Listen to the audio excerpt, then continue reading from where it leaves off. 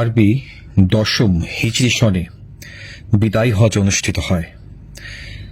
দশম হিজরির জিলহজ মাসের ৯ তারিখ আরাফাতের ময়দানে প্রায় ১,৫০,০০০ সাহাবীর সামনে নবীজি সাল্লাল্লাহু আলাইহি সাল্লাম যে বক্তব্য পেশ করেন তা বিদায় হজের ঐতিহাসিক ভাষণ হিসেবে পরিচিত। বিদায় হজের ভাষণ তুলে ধরা হল। হে জনতা, আমার কথাগুলো গভীর মনোযোগ দিয়ে শোনো। আমি জানি না এবারের পর তোমাদের সঙ্গে এ জায়গায় আর একত্র হতে পারব কিনা। হে মানব মণ্ডলী, স্মরণ রাখো তোমাদের আল্লাহ এক, তার কোনো শরিক নেই। তোমাদের আদি পিতা একজন। অনারবদের উপর আরবদের কোনো শ্রেষ্ঠত্ব নেই, তদ্রূপ সাদার উপর কালোর কোনো প্রাধান্য নেই। আল্লাহ ভীতি শুধু শ্রেষ্ঠত্ব ও মর্যাদার মানদণ্ড। তোমাদের পরস্পরের রক্ত ও ধন সম্পদ আজকের দিন, এ মাস এবং এই শহরের মতো পবিত্র।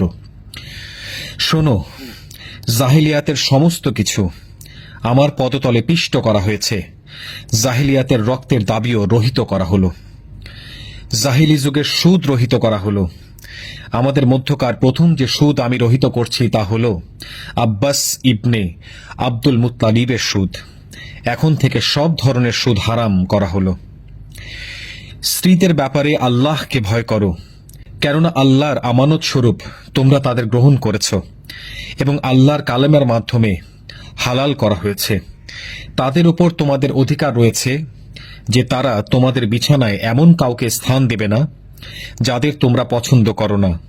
তারা এরূপ করলে প্রহার করতে হবে, তবে কঠোর প্রহার করবে না। তোমাদের উপর তাদের অধিকার হল তোমরা যথাযথ অন্ন বস্ত্র প্রদান করবে। আমি তোমাদের কাছে এমন দুটি জিনিস রেখে যাচ্ছি যা দৃঢ়ভাবে ধারণ করলে পথভ্রষ্ট হবে না। একটি হলো আল্লাহর কিতাব আর অন্যটি হলো আমার সুন্নাহ। হে জনতা, মনে রেখো, আমার পর কোনো নবী নেই, তোমাদের পর কোনো উম্মত নেই। ফলে তোমরা প্রতিপালকের ইবাদত করবে, ৫ ওয়াক্ত নামাজ আদায় করবে, রমজানের রোজা রাখবে, স্বেচ্ছায় ধন সম্পদের জাকাত দেবে, আল্লাহর ঘরে হজ করবে, শাসকের আনুগত্য করবে। যদি তোমরা এসব পালন করো তাহলে তোমাদের রবের জান্নাতে প্রবেশ করতে পারবে। ইবনে মাজাহ।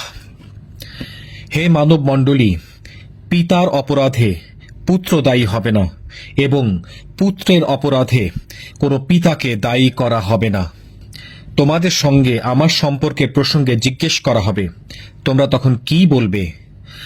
সাহাবায়ে কেরাম প্রত্যুত্তরে বলেন, আমরা সাক্ষ্য দেব যে আপনি দ্বীনের দাওয়াত দিয়েছেন, আল্লাহর বাণী পৌঁছে দিয়েছেন, ন্যস্ত দায়িত্ব পালন করেছেন। মহানবী সাল্লাল্লাহু আলাইহি সাল্লাম এই কথা শুনে শাহাদাত আঙুল আকাশের দিকে উত্তোলন করে লোকদের দিকে ঝুঁকিয়ে ৩ বার বলেন, হে রব, আপনি সাক্ষী থাকুন। হে রব, আপনি সাক্ষী থাকুন। হে রব, আপনি সাক্ষী থাকুন। সহিহ মুসলিম। প্রত্যেক মুসলমান ভাই ভাই, তোমরা তোমাদের দাস দাসী সম্পর্কে সতর্ক থাকবে। তোমরা যা খাবে তাদেরকেও তা খেতে দেবে, তোমরা যা পরিধান করবে তাদেরও তা পরতে দেবে। তাদের অপরাধ ক্ষমা করে দেবে, শাস্তি দেবে না। হে মানব জাতি, ধর্মের ব্যাপারে বাড়াবাড়ি করবে না, কেননা অতীতের অনেক জাতি এ বাড়াবাড়ির কারণে ধ্বংস হয়েছে। উপস্থিত ব্যক্তিদের দায়িত্ব হবে আমার এ কথাগুলো অনুপস্থিত লোকদের কাছে পৌঁছে দেওয়া।